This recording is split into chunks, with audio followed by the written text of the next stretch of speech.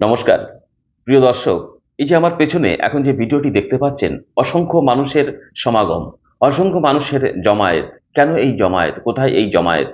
দেখুন, আপনারা প্রত্যেকেই জানেন সিপিএম পার্টি যে বাংলা বাঁচাও যাত্রা শুরু করেছে, আগামীকাল তার সমাপ্তি অনুষ্ঠান কামারহাটিতে হবে, বেলঘড়িয়ার।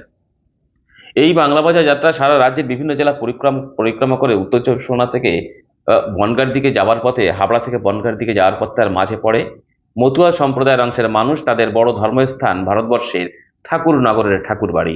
মাঝপথেই পড়ে সেই ঠাকুরনগরের মতুয়াদের ধর্মস্থান। সেখানে হরিচাঁদ, গুরুচাঁদ এবং শান্তিমাতা এবং বড় মাকে শ্রদ্ধা জ্ঞাপন করবার জন্য হাজির হন সিপিআইএম পার্টির কেন্দ্রীয়, জেলা এবং রাজ্য স্তরের অসংখ্য নেতৃত্ব। তারা ঠাকুরনগরে পৌঁছাবার সঙ্গে সঙ্গেই কানে কানে একথা পৌঁছে যায় আশেপাশের গ্রামগুলোতে।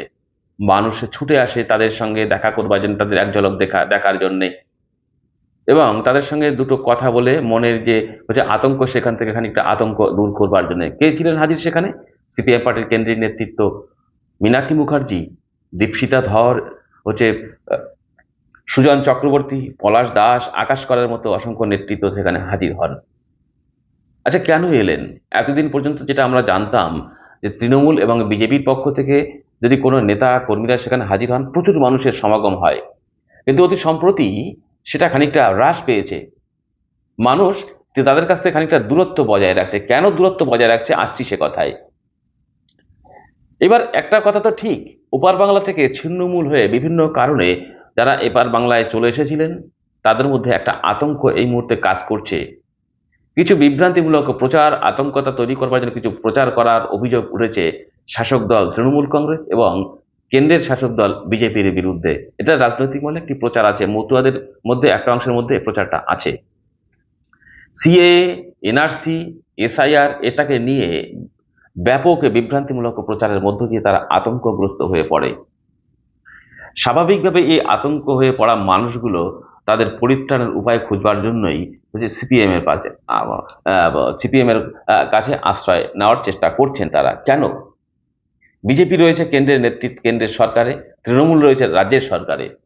এখন তাদের উপরে আর ভরসা রাখতে পারছে না কেন মানুষ? দেখুন, আমাদের রাজ্যের মুখ্যমন্ত্রী তিনি বহুবার কথা বলেছিলেন। 2021 সালে যখন সিএএ এনআরসি হচ্ছে বিষয়টা আসে, তখন তিনি বলেছিলেন পশ্চিমবঙ্গে সিএএ এনআরসি চালু করতে তিনি দেবেন না, এরকম কথাই তো বলেছিলেন, যদি আমার ভুল না হয়ে থাকে। তারপরেও পশ্চিমবঙ্গে সিএএ এনআরসি চলছে, কাজ হচ্ছে। স্বাভাবিকভাবে মানুষ মমতা ব্যানার্জি যে কথা বলেছিলেন সেই কথার উপরে আর আস্থা রাখতে পারছেন না মতুয়াদের বড় একটা অংশের মতুয়া সম্প্রদায়ের মানুষ। তারপরে এবার কি হলো? এসআইআর যখন চালু হলো, এসআইআর আসবে এরকম সময় আমাদের রাজ্যের মুখ্যমন্ত্রী বললেন আমাদের রাজ্যে এসআইআর হতে দেবেন না, তিনি বেঁচে থাকতে এসআইআর তিনি হতে দেবেন না। কিন্তু রাজ্যের মানুষ কি দেখলেন? এসআইআরও চালু হলো। এমনকি যিনি বলেছিলেন এসআইআর হতে দেবেন না, চালু করতে দেবেন না, তিনিও এসআইআর এর ফর্ম নিলেন, ফিল আপ করে তিনি জমা দিলেন। স্বাভাবিকভাবেই তৃণমূলের উপর থেকে বা মুখ্যমন্ত্রীর উপর থেকে মতুয়াদের একটা অংশের, আতঙ্কগ্রস্ত যারা তাদের এক বড় একটা অংশের, তার উপর থেকে আস্থা, বিশ্বাস, ভরসা কমতে শুরু করেছে। এবং বিজেপিও বলেছিলেন একথা যে কোনো হিন্দু সম্প্রদায়ের মানুষ তাদের সমস্যা হবে না। একথা শুভেন্দু অধিকারী তো ধারাবাহিকভাবে বলে চলেছে। এমনকি আমাদের রাজ্যের কেন্দ্রীয় মন্ত্রী, ঠাকুরনগরেই অবস্থিত, যিনি ঠাকুরবাড়ির ছেলে শান্তনু ঠাকুর, তিনিও বলেছিলেন হিন্দুদের কোনো সমস্যা হবে না। অথচ সুপ্রিম কোর্ট থেকে যে রায়টা হলো যে আগে নাগরিকত্ব তারপরে ভোটাধিকার, তার আগে কি নাগরিকত্ব কিভাবে পাবেন তারা?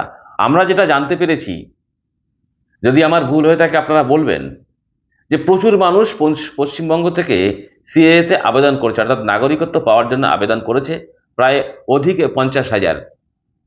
তার মধ্যে যেটা জানা যাচ্ছে 1,000-4-5 মানুষ নাগরিকত্ব পেয়েছেন।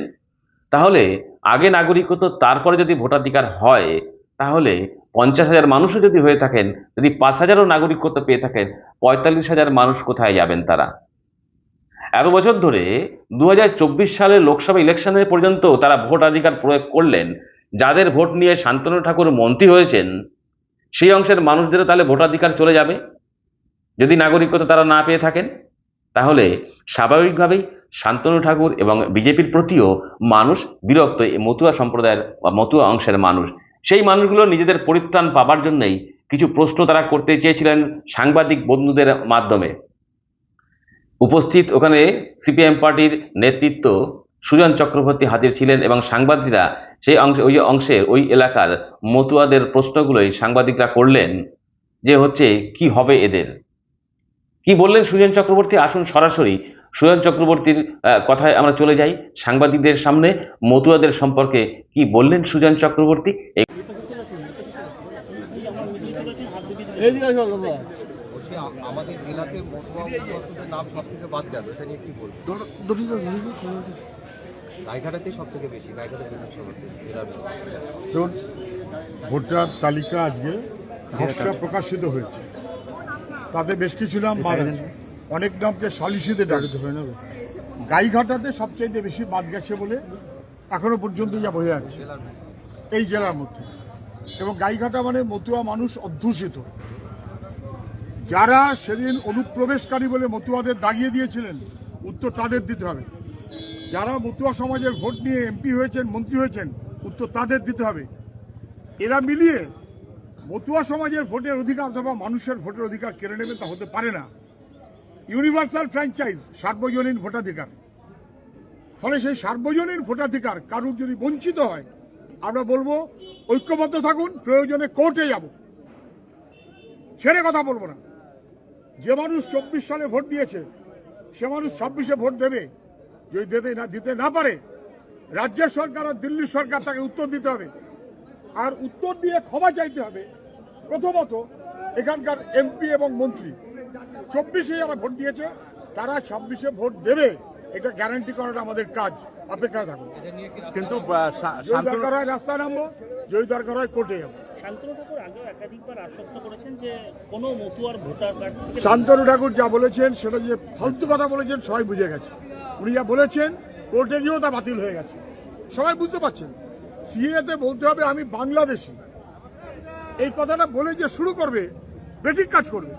যদি সরকার নাগরিকত্ব, যারা এখানকার মানুষ 2014 আগে এসেছেন, তাদের নাগরিকত্ব যদি দিতে চাইতো, তাহলে ভোটার তালিকায় যেমন বাড়ি বাড়ি যাচ্ছে, তার বাড়ি বাড়ি গিয়ে করে নিয়ে আসতো কে আছেন কে নেই, কে 24-এ ভোট দিয়েছেন, কে 14-তে ভোট দিয়েছেন, কেন করেনি? সার্বজনীন ভোটাধিকার যেমন, তেমন প্রতিটি মানুষ যারা এখানকার স্থায়ী বসবাসকারী তাদের নাগরিকত্ব কেন্দ্রীয় আইনেই তাকে খারিজ করা যায় না। এতদিন দেখা গেছে যে মতুয়া ভোট সাধারণত তৃণমূল বা বিজেপির পক্ষে ছিল, কিন্তু আজকে আপনাদের এই বাংলা বাঁচাও যাত্রায় রীতিমতো মতুয়া সমাবেশ হলো এবং আপনাদের এই শিডিউলের মধ্যে ঠাকুরবাড়ি ছিল না, ঠাকুরবাড়ি চলে যাচ্ছেন। মতুয়া টার্গেট আছে? মতুয়া ভোট বলে আলাদা কথা হয় বলে আমরা মনে করি না। এরা আমাদের সমাজের বিশিষ্ট অংশ। খালপাড়ায় যে লোক থাকে, গরিব লোক, তারও যেমন অধিকার আছে, মতুয়া সমাজের মানুষ তারও অধিকার আছে, আদিবাসী মানুষ তারও অধিকার আছে। বাম আমলে এরা এদের পছন্দ মতন ভোট দিয়েছে। তৃণমূল এসে দখলদারি করতে চেয়েছে, তৃণমূলের দখলদারি ভেঙে এখন আবার বিজেপির দখলদারির প্রচেষ্টা চলছে। আমরা এই দখলদারি ভাঙবো, মানুষ তার মতন করে ভোট দেবেন, যাকে খুশি তাকে দেবেন, কিন্তু তার ভোটের অধিকারকে নিশ্চিত করুন। তালিকা দেখে কি মনে হচ্ছে এখনো পর্যন্ত কোনো সবে বেরিয়েছে, আর চলতে নেই।